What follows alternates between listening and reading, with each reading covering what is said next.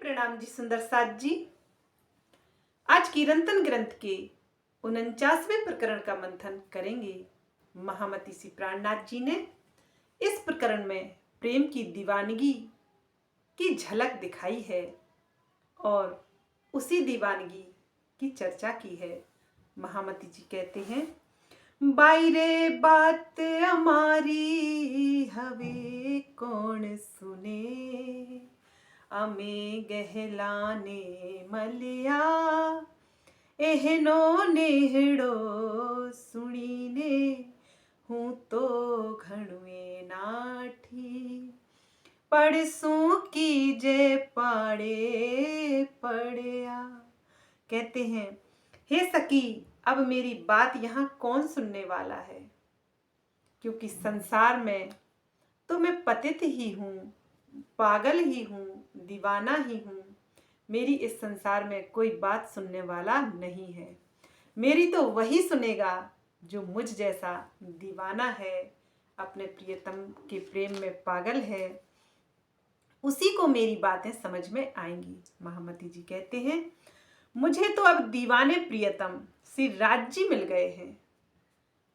इनका अलौकिक प्रेम सुनकर मैंने पीछा छुड़ाने के लिए बहुत अधिक भागने का प्रयास किया, लेकिन मैं करती भी क्या, यह तो एक तरह से मेरे पीछे ही पड़ गए। महामती जी कहते हैं, जिस तरह से मैं दीवानी हूं, उसी तरह से मेरा प्राणेश्वर प्रियतम भी मेरे लिए दीवाना है। इसीलिए मैं क्या करती अगर वो मुझे ब्रह्म ज्ञान ना देता, वो मुझे प्रेम की बातें ना सुनाता, वो मुझे यह वाणी न देता, तो मैं क्या कर लेती। लेकिन उसने मेरे पीछे पड़ने का आशय यही है सुंदर साथ जी, कि उसने मुझे चुन लिया, उसने ठान लिया कि अब इस आत्मा को जागृत करना है, इसके बिना अब मैं नहीं रह सकता हूँ। यही महामती जी समझा रहे हैं। और इस चौपाई में बाई शब्द का अर्थ आत्मा से है सुंदर साथ जी। महामती जी कहते हैं कि मेरी आप बीती सुनो, धामधनी हमें जगाने के लिए सब कुछ करेंगे। यदि हम माया में भाग जाना चाहें तो यह कदापि संभव नहीं है। सुंदर साथ जी, जो वाणी का मंथन करेगा वह माया में भाग ही नहीं सकता। यह इब्लीस की शक्ति, मन की शक्ति तुच्छ हो जाएगी, वह काम नहीं करेगी। जब हम वाणी का मंथन करेंगे, अपने प्रियतम की चर्चा करेंगे, उनकी ही चर्चा सुनेंगे, उनकी ही वाणी मंथन करेंगे, उनको ही हृदय धाम में बसा लेंगे, तो फिर यह इब्लीस की शक्ति भला क्या करेगी। महामती जी आगे कहते हैं, हूँ माहुती चतुराई त्यारे पांच माँ पुछाती, ते चितड़ा अमारा चलिया मान मोहत जल लज्जा गई रे लो पाई, अमे माड़स माहे थी तलिया। कहते हैं, जब मेरे अंदर सांसार, महामती श्री प्राणनाथ जी कहते हैं कि जब मुझ में संसार की चतुराई थी, तब मैं इसी संसार में बहुत अधिक प्रतिष्ठित थी। लेकिन जब संसार वालों से मेरा चित्त हट गया, मेरी रुचि हट गई, तब मैं धाम की दीवानगी में खो गई, उसके प्रेम में खो गई। तो सभी संसार वालों की नजरों में मैं पागल, दिवालिया ही हो गई। महामती जी कहते हैं, अब तो मेरे अंदर मान प्रतिष्ठा तथा लोक लज्जा की भावना भी समाप्त हो गई। इनकी इच्छा करने वाले लोगों से मैं बिल्कुल ही अलग हो गई। महामती जी कहते हैं, इसका भावार्थ है सुंदर साथ जी, जब मेहरराज जी के अंदर लौकिक ज्ञान और प्रबल कुशलता थी, तो उन्होंने दीवान पद को सुशोभित किया, किंतु जब प्रियतम के प्रेम रस में खो गए, संसार की लोक मर्यादाओं से बाहर आ गए, तब वह दीवान शब्द दीवानी इंद्रावती बन गई और फिर वे दीवानी इंद्रावती के नाम से संबोधित हो गईं। संसार उन्हें निरर्थक लगने लगा। इस चौपाई में यही भाव दर्शाया गया है सुंदर साथ जी। यह दीवानगी सबके बस की बात नहीं है, क्योंकि संसार के लोग तो अभी भी उसी कर्मकांड में पड़े हुए हैं। यह दीवानों की बातें तो अलग ही हैं, यह दीवाने ही समझ सकते हैं। जैसे जौहर की गति जौहर जाने और घायल की गति घायल, उसी तरह से ये ब्रह्म सृष्टियाँ एक दूसरे की दीवानगी समझती हैं और वे उस दीवानगी का सम्मान करती हैं, और जिसमें जितनी अधिक दीवानगी है उसका उतना अधिक यहाँ चर्चा होती है और सम्मान होता है। क्योंकि सुंदर साथ जी, दीवाने लोग तो दीवाने ही होते हैं। कहते हैं तो वे कहते हैं, तोड़े हैं रस्मों रिवाज मैंने, फिर जाग कर पिए हैं तेरी नजरों से जाम मैंने। ये जाम इतने सस्ते नहीं हैं, सब नशा को किनारा करके साकी तेरी शराब को पाया है मैंने, साकी तेरी शराब को पाया है मैंने। अतः सभी लोक लाज मर्यादाओं को पीछे छोड़कर मैंने साकी का प्रेम अर्थात उनका प्रेम रूपी नशा मैंने पाया है। महामती जी आगे कहते हैं, माड़स होए ते तो अपने मामल जो तमे गहलाए हलिया, ओलिया बार से वड़ से खींच से तमने, तुहे आव सो ते आही पलिया। कहते हैं, जो सांसारिक सुख और प्रतिष्ठा को चाहने वाला व्यक्ति हो वो मुझसे मेल ना करे। यदि तुम्हारे अंदर प्रियतम को पाने की दीवानगी है तो मेरे पास आ जाओ। यदि तुम मेरी इस राह पर चलोगे तो संसार के लोग तुमको रोकेंगे, तुमसे लड़ेंगे और क्रोधित भी होंगे, फिर भी तुम मेरे पास ही आओगे। सुंदर साथ जी, महामती जी समझाते हैं कि ब्रह्म सृष्टि चाहे कुछ भी हो जाए उस प्रियतम से दूर नहीं रह सकती।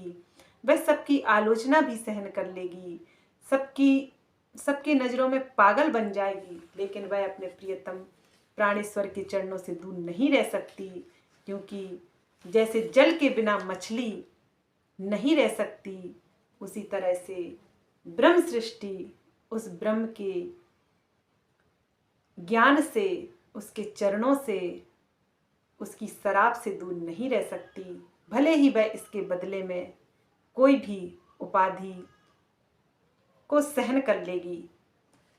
सुंदर साथ जी, वास्तव में इस चौपाई में यही समझाया जा रहा है कि आप बाहर बैठ जाइए, संसार की बातें कीजिए, देवी देवताओं के तीर्थ स्थानों में जाइए तो संसार के लोग आपकी बड़ाई करेंगे, लेकिन आप इस ब्रह्म ज्ञान की गंगा में स्नान करिए और कराइए और ज्ञान की बातें कीजिए, मंथन कीजिए, तो यह दज्जाल की शक्ति है जो मनुष्यों के अंदर बैठी है।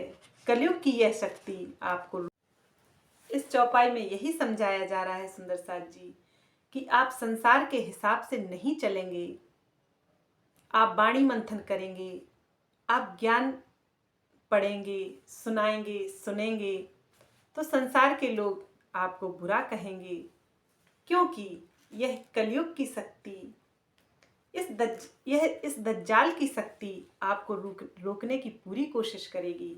और इसके विपरीत आप तीर्थ स्थानों पर जाएंगे, संसार की तरह बह जाएंगे, संसार के जैसे ही कर्मकांड करेंगे, संसार की ही बातें करेंगे, संसार जैसे चलेंगे और धार्मिक होने का दिखावा करेंगे तो आपकी बड़ाई होगी और आपको कोई नहीं रोकेगा। यह मेरे अनुभव में आया है इसलिए आज इस चौपाई में भी यही बात निकली है कि तुमसे लड़ेंगे और क्रोधित होंगे, क्योंकि वास्तव में ये इब्लीस की, दज्जाल की शक्ति, माया की शक्ति है और समस्त जीवों के अंदर माया का ही पसारा है। वे तुम्हें हर प्रकार से रोकेंगे, लेकिन ब्रह्म सृष्टि तो वही है, मीरा की तरह, जो किसी भी बात से डरती नहीं है और अपने प्रियतम के प्रेम में निरंतर आगे बढ़ती जाती है। उसे कोई रोक नहीं सकता। सुंदर साथ जी, महामती जी यही समझाते हैं। आगे महामती जी कहते हैं कि एकमात्र परम धाम की ब्रह्म सृष्टि ही प्रियतम को पाने के लिए संसारिक मान मर्यादा एवं सुखों का परित्याग करती है। इसके विपरीत जीव सृष्टि इसी को अपना सब कुछ समझती है। अब महामती जी ने बड़ी ही विशेष बात कही है।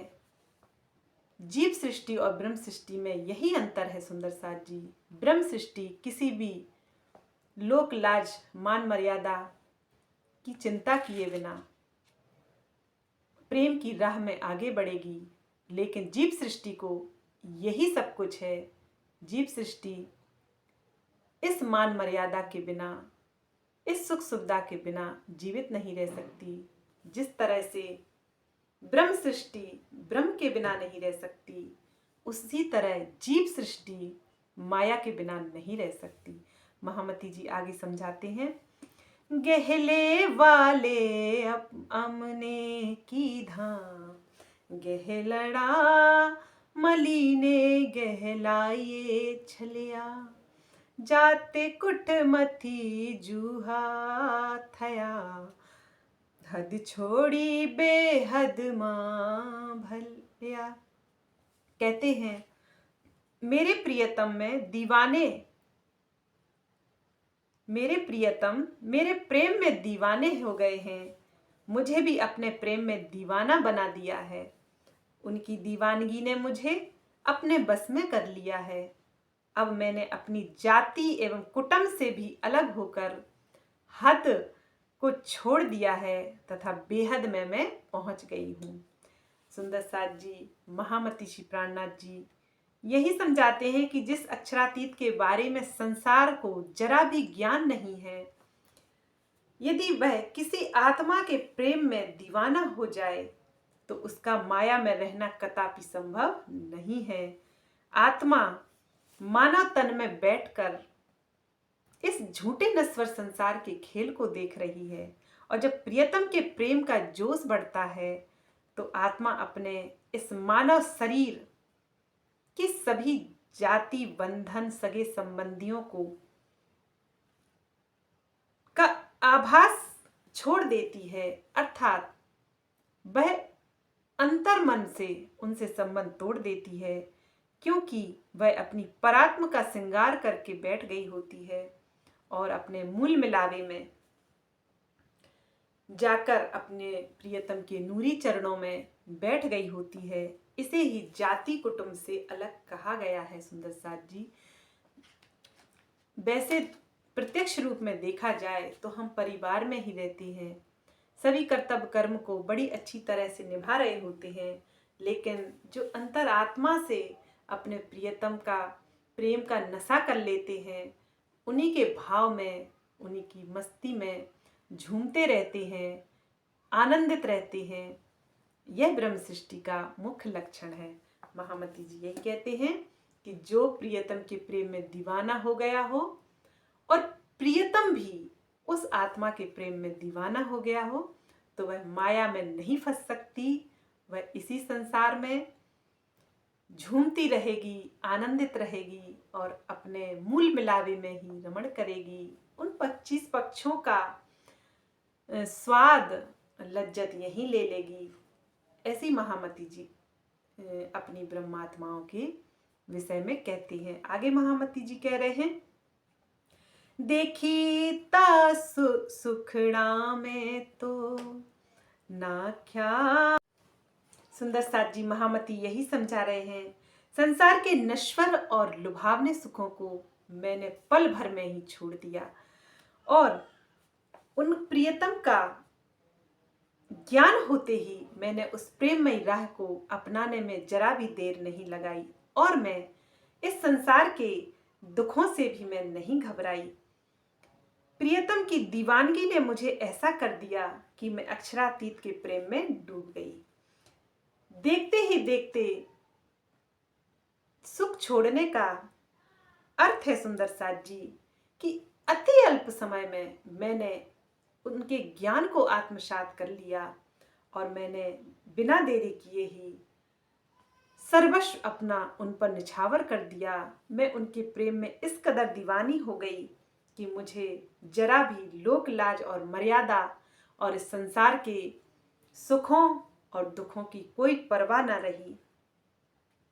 इसलिए प्रेम की दीवानगी के सिवाय अन्य कोई भी मार्ग मुझे नजर नहीं आया, क्योंकि मैं तो इस तरह के नशे में दीवानी हो गई थी, उनके प्रेम के जाम पीकर इस तरह से मदहोश हो गई थी कि मुझे दीवानगी का भाव है, प्रेम की वह स्थिति आ गई थी जिसमें स्वयं का अस्तित्व भुला दिया जाता है। सुंदर साथ जी महामती जी यही कहते हैं कि यदि वह दीवानगी से मिलता है तो इस संसार की समझदारी किसके लिए और भला क्यों।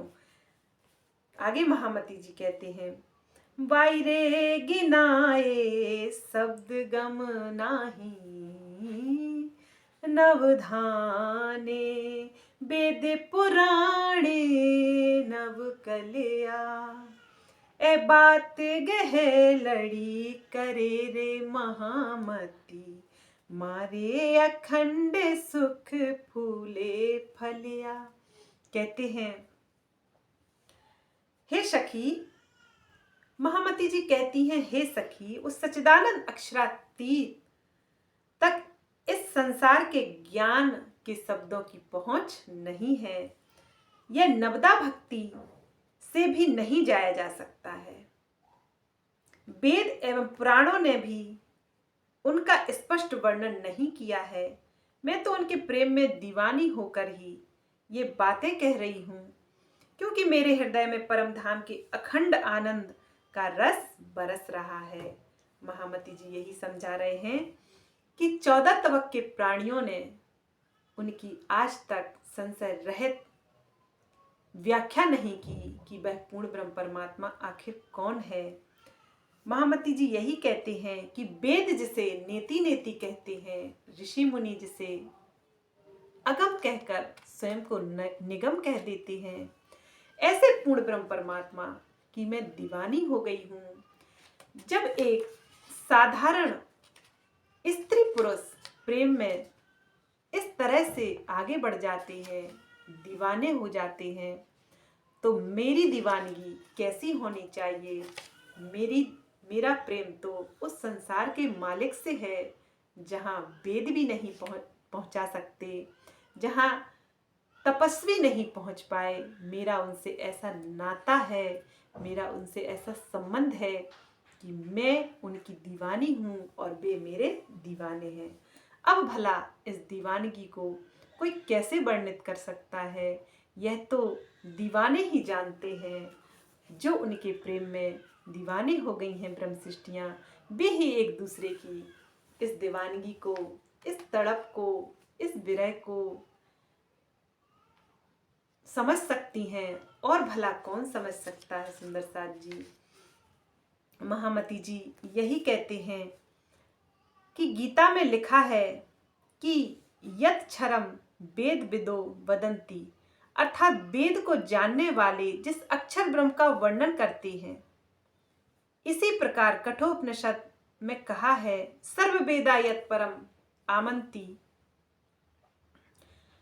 अर्थात सभी वेद जिस अक्षर ब्रह्म के पलक झपकने मात्र में ही इच्छा शक्ति से करोड़ों अरबों ग्रहों का निर्माण हो जाता है, असंख्य ग्रह उत्पन्न हो जाते हैं और लीन भी हो जाते हैं।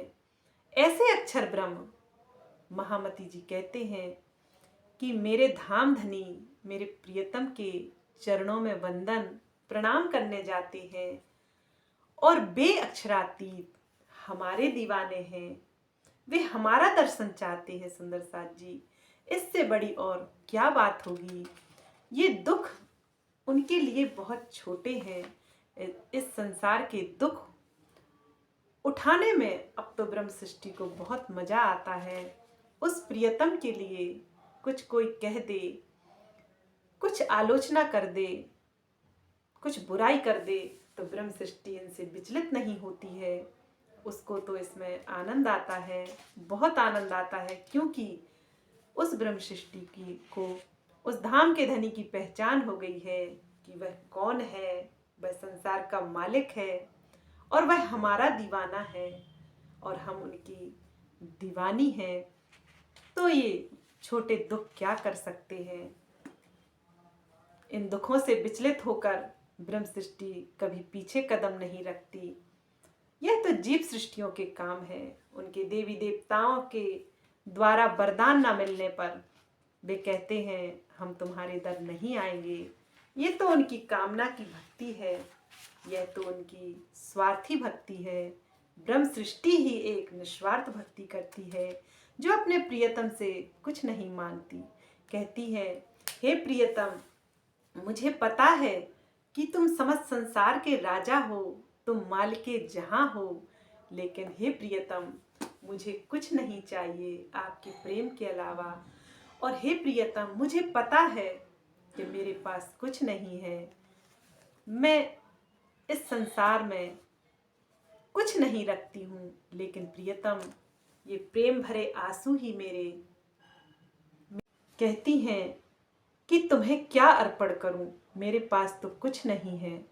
यह प्रेम भरे आंसू ही मेरे अपने हैं, जो मैंने भावों से प्रकट किए हैं, जो तुम्हें चढ़ाने के काबिल हैं। और इस संसार की भला मैं क्या वस्तु चढ़ा दूं, और मैं जो भी चढ़ा दूं पिया, वो मेरी नहीं है, वह तो इस संसार की ही है। उनका क्या मोल, क्योंकि इस संसार की कोई भी वस्तु तुम तक नहीं जा सकती, और इस संसार की कोई भी कामना या इच्छा तुम तक नहीं जा सकती।